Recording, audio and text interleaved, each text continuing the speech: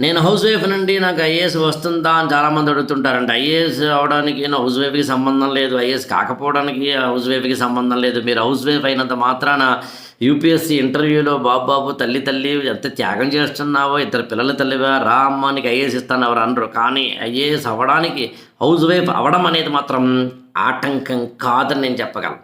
ఈ షార్ట్ ఏదో చూసేసిన తర్వాత 88978261 ఫోన్ చేయండి మీరు హౌస్ వైఫ్ అయితే. నేను ఒక టైం టేబుల్ ఇస్తాను మీకు. Course conditions apply. ఒక టైం టేబుల్ ఇస్తాను. ఆ టైం టేబుల్ మీరు తీసుకోండి. పొద్దున్నుంచి రాత్రి వరకు ఎంప్లాయీస్ అయితే ఎలా ప్రిపేర్ అవ్వాలి, హౌస్ వైఫ్ అయితే ఎలా ప్రిపేర్ అవ్వాలి, ప్రత్యేకంగా ఒక టైం టేబుల్ నేను తయారు చేయడం జరిగింది. ఆ టైం టేబుల్ తోటి మీరు చదువుకుంటే చాలు. స్మార్ట్‌గా పనిచేస్తాను. తక్కువ టైంలో ఎక్కువ చదివేలా పనిచేస్తాను. ఒక గైడ్ మీకు ఉంటేను, ఒక మెంటార్ మీకు ఉంటేను, చదవాల్సిన అనేకమైన పుస్తకాలను సింపుల్‌గా చదివేలాగా స్మార్ట్‌నెస్ మీకు ఉంటేనో ఈజీగా హౌస్ వైఫ్ అయినా సరే మీరు ఐఏఎస్ అవ్వచ్చు. కాకపోతే కొన్ని జాగ్రత్తలు తీసుకోవాల్సి ఉంటుంది.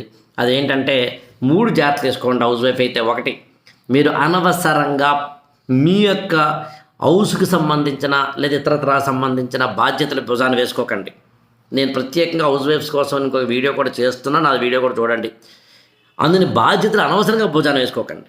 2, చాలా కీలకమైనది ఏంటంటే, నేను హౌస్ వైఫ్‌నండి నాకు టైం లేదండి, నా బతికింతే అని అనుకోకండి. Self pity is wrong. మూడోది ఏంటంటే, ఒక గురువుని ఎంచుకోండి. ఎవరో ఒక గురువుని హౌస్ వైఫ్‌ని సార్ నేను ఐఏఎస్ అవ్వాలనుకుంటున్నాను అని అడగండి.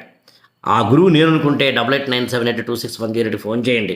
ఐఏఎస్ రాకపోయినా మీ పిల్లల్ని బాగా చదివించుకోవడానికి, రేపు రోజు మీ పిల్లల్ని ఐఏఎస్ చేయడానికైనా ఈ చదువు ఉపయోగపడుతుంది. Thank you so much.